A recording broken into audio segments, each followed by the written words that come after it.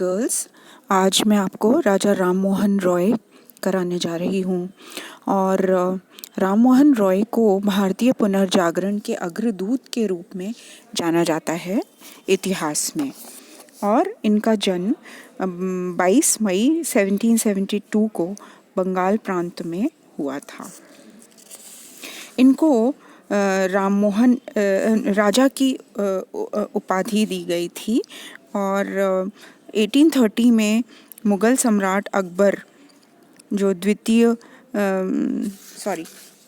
मुग़ल सम्राट Akbar the second के राजदूत के रूप में इन्होंने इंग्लैंड की यात्रा की और तब से इनको ये राजा की उपाधि दी गई थी। राजा राम मोहन रॉय ने संवाद कौमुदी और फारसी में मिरातुल अखबार जो है इनका प्रकाशन किया और अपने जीवन में भारतीय समाज में बौद्धिक जागरण, शिक्षा के प्रसार और सामाजिक सुधार के लिए अथक प्रयत्नशील रहे।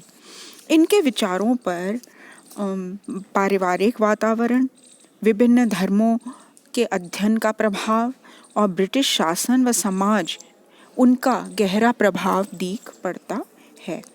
और उनके विचारों के निर्माण में स्वयं उनके अध्ययन दृष्टिकोण का भी असर देखने को मिलता है। तो जब हम इनके धार्मिक और सामाजिक विचारों का अध्ययन करेंगे तो ये इन सब बातों से ओतप्रोत होंगे। पहली बात जो राजा राम मोहन रॉय के विचारों में हमें देखने को मिलती है वह है एकेश्वरवाद का समर्थन उन्होंने किया।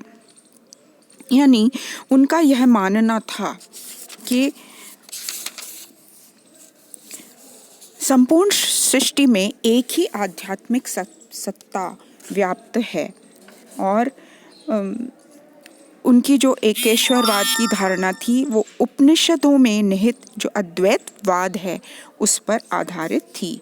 और इसका विकास जो है कुरान में जो निहित तौहीद है यानी एक ईश्वर का जो सिद्धांत है वह भी यही कहता है।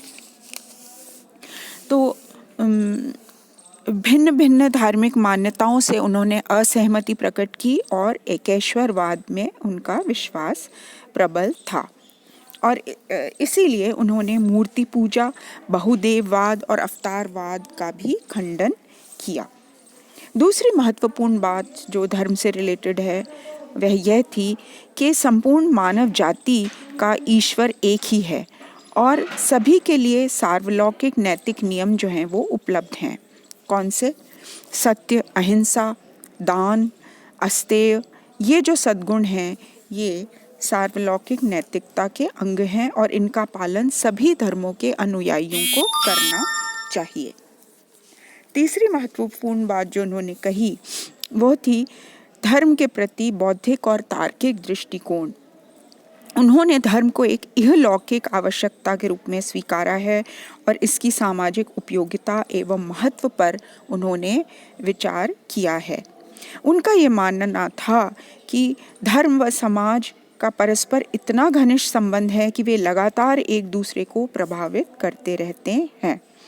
उन्होंने कहा, मैं इसे अनिवार्य मानता हूँ कि कम से कम हिंदुओं के राजनीतिक लाभ और सामाजिक हित की पुष्टि से उनके धर्म में कुछ परिवर्तन होने चाहिए।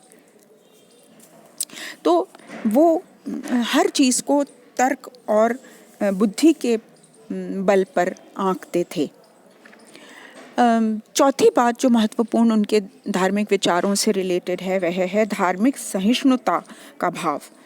तो उन्होंने एक धर्म के अनुयायियों द्वारा अन्य धर्म की कटु आलोचना की परंपरा का भरसक विरोध किया और सभी धर्मों में निहित विवेकपूर्ण सिद्धांतों को अपनाने की जो आवश्यकता है उसको प्रकट किया। उन्होंने धर्म परिवर्तन कराने की नीति को धार्मिक सहिष्णुता के ही विरुद्ध माना और ईसाई मिशनरियों द्वारा हिंदुओं के धर्म परिवर्तन के प्रयत्न को भी अनुचित ठहराया। उन्होंने जो हमारे हिंदू धर्म में कर्मकांड है और पौराणिक कथाएं जो लिखी हुई हैं उनको भी अस्वीकार किया, क्योंकि उनका मत था कि सभी धर्मों का मूल भाग उनमें निहित दार्शनिक तत्व होता है जो सार्वभौमिक नैतिक सिद्धांतों पर ही बल देता है। फिर परंपरागत हिंदू धर्म में सुधार पर उन्होंने बल दिया।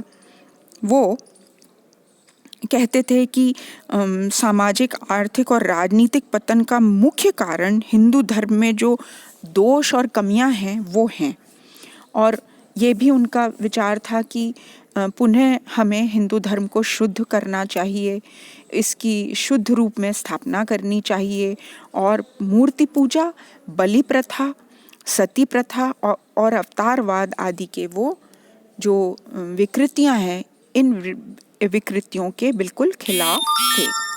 तो हम निष्कर्ष रूप में ये कह सकते हैं कि उन्होंने धर्म को एक आध्यात्मिक व दार्शनिक अवधारणा के रूप में स्वीकारा, और जो एक सार्वभौमिक धर्म और सार्वभौमिक नैतिकता है उसको उन्होंने सही माना।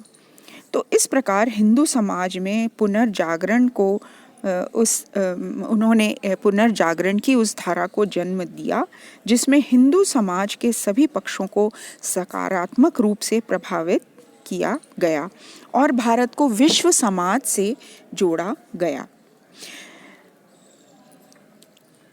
सामाजिक विचार, सामाजिक विचारों को यदि हम देखें तो इसमें मुख्य रूप से उन्होंने परंपरावाद और अनुदारवाद का विरोध किया, यानी वो किसी भी प्रकार से जो भी सामाजिक कुरीतियां हैं हिंदू धर्म में उनके विरोधी थे, और जो परंपराएं थी हमारी, यानी जो विधवाओं का विवाह नहीं होता था और जो आडंबर था, इन सब चीज़ों के भी वो खिलाफ थे।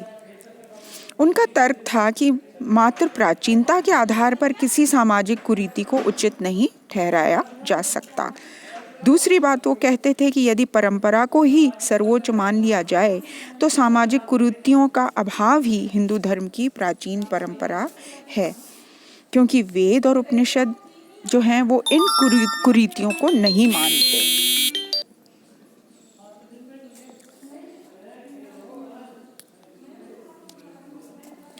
और तीसरा तर्क उनका था कि सामाजिक कुरीतियों का कोई वास्तविक धार्मिक व नैतिक आधार नहीं है। और चौथी बात उन्होंने कही कि सामाजिक कुरीतियों के कारण भारतीय समाज का लगातार विनाश हो रहा है। जाति प्रथा एवं सामाजिक अन्याय का भी उन्होंने भरपूर विरोध किया। जो हमारे हिंदुओं में जाति प्रथा है, ऊंच नीच है, छुआछूत की जो भावना है, वह सामाजिक विघटन और दुर्बलता का कारण है, और इसी लिए उन्होंने इन चीज़ों का विरोध किया। उन्होंने लिखा कि उनके बीच असंख्य विभाजनों एवं उपविभाजनों को पैदा करने वाली जो जाति प्रथा है उनको राजनीतिक चेतना से शून्य कर दिया है, और असंख्य धार्मिक कर्मकांडों और शुद्धिकरण के नियमों ने उनको किसी भी कठिन और साहसपूर्ण कार्य करने के योग्य ही नहीं छोड़ा। इसीलिए वो इनके सख्त खिलाफ थे। नारी की सामाजिक स्थिति के संबंध में उनके विचार थे कि सामाजिक जीवन में स्त्री की शक्ति एवं गौरव में हमें विश्वास रखना चाहिए, और गार्गी, मैत्रेयी, विद्योत्मा, सावित्री, लीलावती आदि जो विदुषी स्त्रियां थीं उन्होंने कितनी प्रतिष्ठा पाई, और इसीलिए उन्होंने इस मान्यता का विरोध किया कि स्त्रियां पुरुषों की तुलना में बौद्धिक, मानसिक व चारित्रिक दृष्टि से निम्न होती हैं। राजा राममोहन रॉय ने वैदिक समाज के इतिहास और विभिन्न धर्म ग्रंथों के आधार पर यह प्रमाणित किया कि प्राचीन काल में हिंदू स्त्रियों को अत्यंत श्रेष्ठ सामाजिक दर्जा प्राप्त था, और उन स्त्रियों की सामाजिक जीवन में भागीदारी जो थी वो भी बहुत महत्वपूर्ण थी। तो निष्कर्ष रूप में हम ये कह सकते हैं कि स्त्रियों की पतित अवस्था के लिए हिंदू धर्म ही जिम्मेवार था, नारियां नहीं। और हिंदू अभिजन वर्ग के सामाजिक व आर्थिक स्वार्थ जो थे वो स्त्रियों की जो दयनीय दशा थे उसके लिए जिम्मेवार थे। फिर उन्होंने यह बात भी जताई कि स्त्रियों की दुरावस्था के कारण उसके निवारण के जो उपाय हैं वो भी हमें ही करने हैं, समाज को करने हैं। उन्होंने पॉइंट किया कि सती प्रथा, पर्दा प्रथा, पति की संपत्ति में स्त्री के अधिकार का अभाव, स्त्री शिक्षा का अभाव, बाल विवाह का अभाव और बहुपत्नी प्रथा एवं विधवाओं को पुनर्विवाह का अधिकार न होना, ये सारी कुरीतियाँ जो हैं हमारी समाज में शामिल हैं और इन कुरीतियों का अंत करना उन्होंने अपना धर्म समझा और इसलिए उन्होंने इस प्रथा के विरोध में यानी विधवा विवाह के लिए उन्होंने एक सामाजिक आंदोलन चलाया और उनके विशेष प्रयत्नों के परिणाम से लॉर्ड विलियम बेंटिक ने 1829 में एक अधिनियम द्वारा सती प्रथा को अवैध घोषित कर दिया। राममोहन रॉय ने विधवा स्त्रियों की परिवार और समाज में दुरावस्था का एक प्रमुख कारण संपत्ति से उनको वंचित रखना भी बताया। फिर उन्होंने ये सिद्ध किया कि हिंदू धर्म के अनुसार विधवा स्त्री को अपने पति की संपत्ति में पुत्र के समान आधा हिस्सा मिलना चाहिए और पुत्री को 1/4 हिस्सा प्राप्त होना चाहिए। और इस कार्य के लिए उन्होंने 1822 में एक निबंध लिखा जिसका शीर्षक था हिंदू उत्तराधिकार कानून के अनुसार स्त्रियों के अधिकार और उनके आधुनिक अतिक्रमण से संबंधित टिप्पणियाँ। इस पर उनकी बहुत सराहना की गई और फिर इन प्रथाओं से लड़ने के लिए समाज बहुत प्रोत्साहित हुआ। फिर सामाजिक आधुनिकीकरण का उन्होंने समर्थन किया।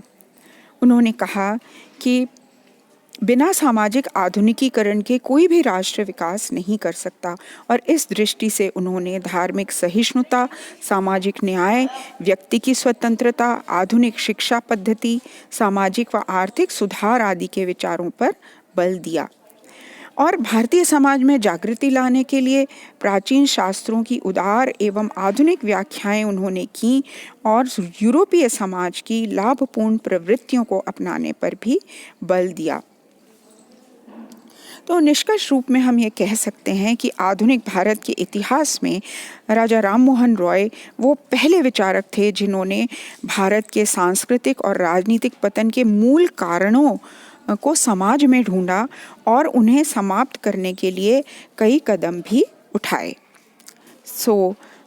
अगले लेक्चर में हम उनके शिक्षा संबंधी और राजनीतिक विचार एवं आर्थिक विचारों पर विचार करेंगे। तब तक के लिए थैंक यू गर्ल्स।